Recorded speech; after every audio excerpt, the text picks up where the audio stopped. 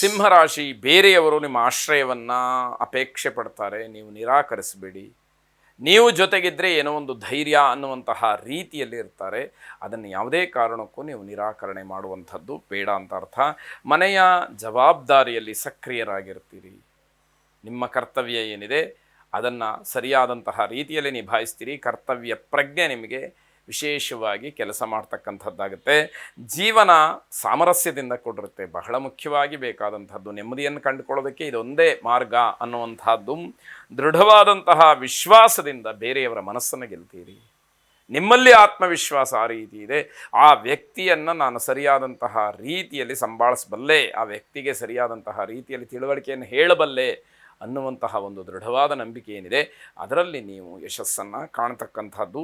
ಆತ್ಮವಿಶ್ವಾಸ ಇನ್ನಷ್ಟು ಮತ್ತಷ್ಟು ಹೆಚ್ಚಾಗ್ತಕ್ಕಂತಹ ಸಾಧ್ಯತೆ. ಆಂಜನೇಯ ಸ್ವಾಮಿಯನ್ನು ವಿಶೇಷವಾಗಿ ಪ್ರಾರ್ಥನೆ ಮಾಡಿ. ಅಸಾಧ್ಯ ಸಾಧಕ ಸ್ವಾಮಿನ್ ಅಸಾಧ್ಯಂ ತವ ಕಿಂಬದ ರಾಮದೂತ ಕೃಪಾ ಸಿಂಧೋ ಮತ್ಕಾರ್ಯಂ ಸಾಧಯ ಪ್ರಭೋ. ಆಂಜನೇಯನ ಕುರಿತು ಹೇಳುವಾಗ, ಎಲೈ ಸ್ವಾಮಿಯೇ, ನಿನಗೆ ಅಸಾಧ್ಯವಾದಂಥದ್ದು ಯಾವುದಿದೆ ಎಲ್ಲವೂ ಕೂಡ ನಿನ್ನಿಂದ ಸಾಧ್ಯ ಆಗತ್ತೆ. ಯಾವುದು ನಿನ್ನಿಂದ ಆಗಲ್ಲ ಅನ್ನೋದನ್ನು ಹೇಳು. ಅದೇ ರೀತಿಯಲ್ಲಿ ಎಲ್ಲವನ್ನ ಸಾಧನೆ ಮಾಡಿ ತೋರಿಸ್ತಕ್ಕಂತಹ ನೀನು ನನ್ನ ಕೆಲಸವನ್ನು ಕೂಡ ಸ್ವಲ್ಪ ಸಾಧಿಸುವ ಹಾಗೆ ಪ್ರಚೋದನೆಯನ್ನು, ಪ್ರೇರಣೆಯನ್ನು, ಶಕ್ತಿಯನ್ನು, ಸಾಮರ್ಥ್ಯವನ್ನು ಹೆಚ್ಚು ಮಾಡು ಅಂತ ಹೇಳಿ ಕೇಳಿಕೊಳ್ತಕ್ಕಂಥದ್ದು. ಆ ದೃಷ್ಟಿಯಲ್ಲಿ ಆಂಜನೇಯನ ಅನುಗ್ರಹವನ್ನು ಪಡ್ಕೊಳ್ಳಿ. ಶುಭವಾಗಿ.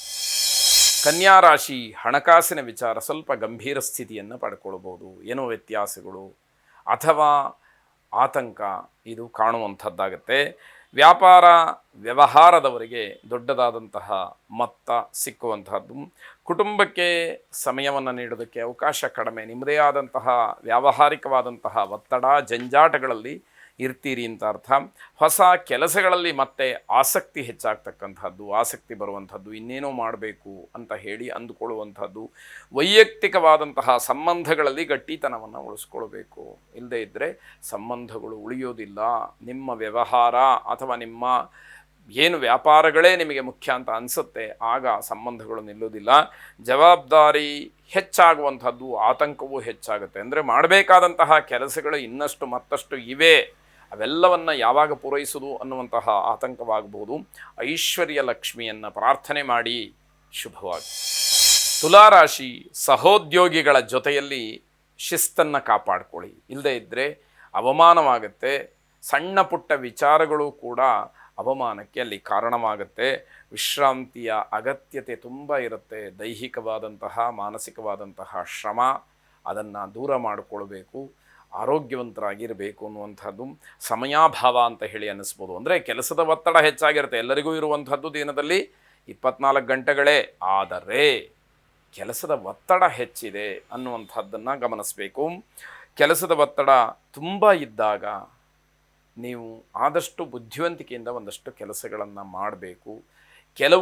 ಒಂದು ಕೆಲಸವನ್ನು ಮಾಡೋದರಿಂದ ಬೇರೆ ಕೆಲಸಕ್ಕೆ ಅದು ಪೂರಕವಾಗಿರುವ ರೀತಿಯಲ್ಲಿ ಅದನ್ನು ಆಯೋಜನೆಯನ್ನು ಮಾಡಿಕೊಳ್ಬೇಕು. ಹೃದ್ರೋಗಿಗಳಿಗೆ ಸಮಸ್ಯೆ ಆಗಬಹುದು, ಎಚ್ಚರಿಕೆಯನ್ನು ವಹಿಸಿ. ಯಾವುದೇ ಕಲಹಗಳು ಬೇಡ, ಜಗಳವನ್ನು ಮಾಡ್ಕೊಳ್ಳೋಕೆ ಹೋಗಬೇಡಿ. ಆಂಜನೇಯ ಸ್ವಾಮಿಯನ್ನು ವಿಶೇಷವಾಗಿ ಪ್ರಾರ್ಥನೆಯನ್ನು ಮಾಡಿ. ಬುದ್ಧಿರ್ಬಲಂ ಯಶೋಧೈರ್ಯಂ ನಿರ್ಭಯತ್ವ ಮರೋಗತ ಅಜಾಡ್ಯಂ ವಾಕ್ಪಟುತ್ವಂಚ ಹನುಮಾತ್ ಸ್ಮರಣಾತ್ ಭವೇತ್ ಎಂಬುದಾಗಿ 11 ಸಲ ಹೇಳಿಕೊಳ್ಳಿ. ಆ ಆಂಜನೇಯನ ಅನುಗ್ರಹದಿಂದ ನಿಮಗೆ ಸಕಲ ಐಶ್ವರ್ಯವೂ ಕೂಡ ಸಿಕ್ಕಲಿ, ಸಕಲ ಆಪತ್ತುಗಳು ಕೂಡ ನಿವಾರಣೆಯಾಗಲಿ. ಶುಭವಾಗಿ. ವೃಶ್ಚಿಕ ರಾಶಿ, ಬೇರೆಯವರು ನಿಮ್ಮ ಬಳಿಯಲ್ಲಿ ಸಾಲವನ್ನಾಗಲಿ ಅಥವಾ ಇನ್ಯಾವುದಾದ್ರು ಸಹಾಯವನ್ನಾಗಲಿ ಕೇಳಿಕೊಂಡು ಬಂದರೆ ಅವರ ಯೋಗ್ಯತೆಯನ್ನು ಅಳೆದು ಅದಕ್ಕೆ ತಕ್ಕದಾಗಿ ನಿಮ್ಮ ಸಾಮರ್ಥ್ಯವನ್ನು ಕೂಡ ಗಮನಿಸಿಕೊಂಡು ನಿಮ್ಮ ಕೈಲಾದ ಸಹಾಯವನ್ನು ಮಾಡಿ. ಯಾರು ಯೋಗ್ಯರಿದ್ದಾರೆ, ಯಾರಿಗೆ ನಿಜವಾದಂತಹ ಆಶ್ರಯ, ಅಪೇಕ್ಷೆ, ಸಹಾಯ ಬೇಕಾಗಿದೆ ಅಂಥವರಿಗೆ ಮಾಡಿ. ಅದರಿಂದ ನಿಮಗೆ ಪುಣ್ಯ ಸಂಚಯವಾಗುತ್ತೆ. ಅಪೇಕ್ಷಿತರಿಗೆ ಅವರ ಕಾರ್ಯಸಾಧನೆ ಆಗಬಹುದು ಅಂತ ಅರ್ಥ. ಮನೆಯ ವಿಚಾರಗಳಲ್ಲಿ ನೀವೊಂದಷ್ಟು ನಿಮ್ಮದೇ ಆದಂತಹ ವಿಶೇಷ ಆಸಕ್ತಿಯನ್ನು ತೋರಿಸ್ತೀರಿ.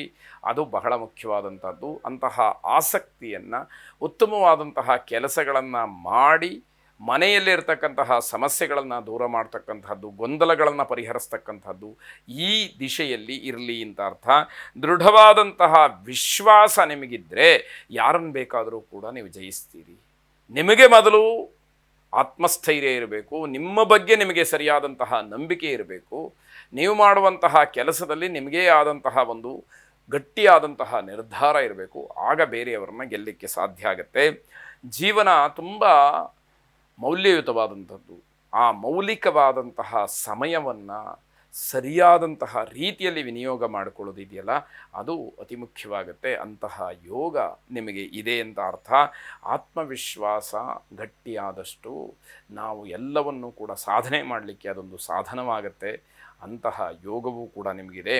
ವಿಶೇಷವಾಗಿ ಆ ಎಲ್ಲವನ್ನ ಕರುಣಿಸ್ತಕ್ಕಂತಹ ಆಂಜನೇಯ ಸ್ವಾಮಿಗೆ ಪ್ರಿಯವಾಗಿ ಇರತಕ್ಕಂತಹ ಹನುಮಾನ್ ಚಾಲೀಸವನ್ನು ಶ್ರವಣ ಮಾಡಿ, ಪಠನ ಮಾಡಿ. ಶುಭವಾಗಿ.